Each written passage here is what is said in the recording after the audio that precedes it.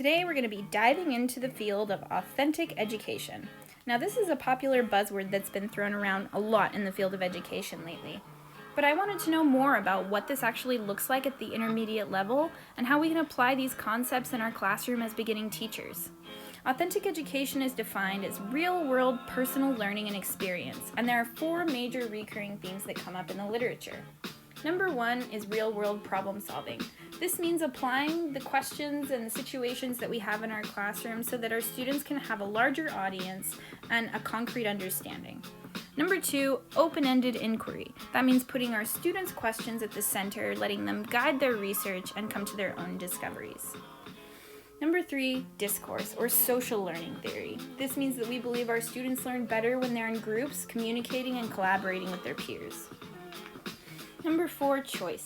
This means differentiating the style that our students can demonstrate learning, utilizing principles of universal design for learning, using project-based learning, and this is a more active style of learning which is at the heart of authentic learning. Now this doesn't exist in isolation. In order to do this, we also need authentic teaching, planning, and authentic assessment. If we can do all of these basic principles, then we can create a cycle of authentic education. Authentic assessment, however, consists of product, the self and peer assessment, and the formative feedback. We need to combine all of these to create the triangulation of data, which means that we're not just looking at the end product of what's been created, but all the work that's been done along the way. This means accepting that our students are individuals who are all learning at a different pace, and looking at whether they're actually achieving authentic learning. The self and peer assessment gauges their metacognition skills, the formative feedback guides their learning and progress, and in order to do this, we need evidence of observation and conversation. But what about the final product?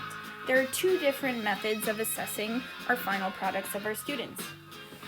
Traditional assessment believes that it's based on knowing, whereas authentic assessment believes that this should be based on what our students are capable of doing. Traditional assessment is based on contrived knowledge, oftentimes multiple choice tests, has this objective idea of what is correct, and is an indirect evidence of learning. However, authentic assessment is based on the completion of meaningful tasks and real-world skills that they're going to need to be able to solve problems later in life. This is a direct form of evidence of learning. However, we can balance these two methods in our classroom because they have a shared goal, the creation of productive citizens. However, it's how they get to that point where they differ. Traditional forms of assessment believe that we are the knowledge keepers and that we need to impart that knowledge into our students. Authentic education believes that they are building knowledge together with their peers and with us to create a more individual experience, co-creating versus static and fixed.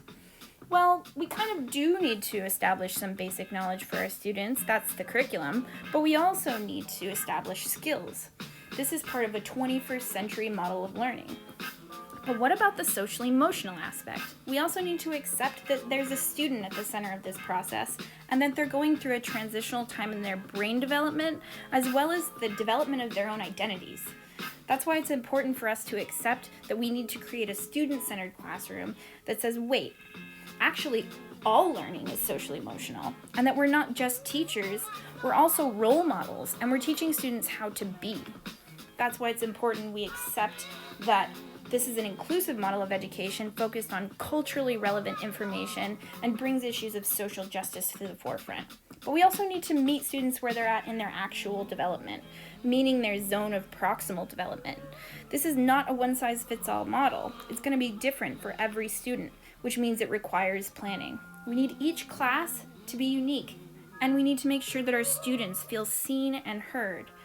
This is a socially emotional, responsive situation, creating safe spaces and acknowledging the hidden curriculum. If we can do this, we're going to create a really memorable experience for our students.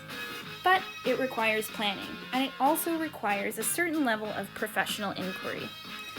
You decide whether you think it's worth it to invest in an authentic educational model. You can learn more about my ideas of pedagogy and learning for all on my digital hub, Ms. David's Classroom.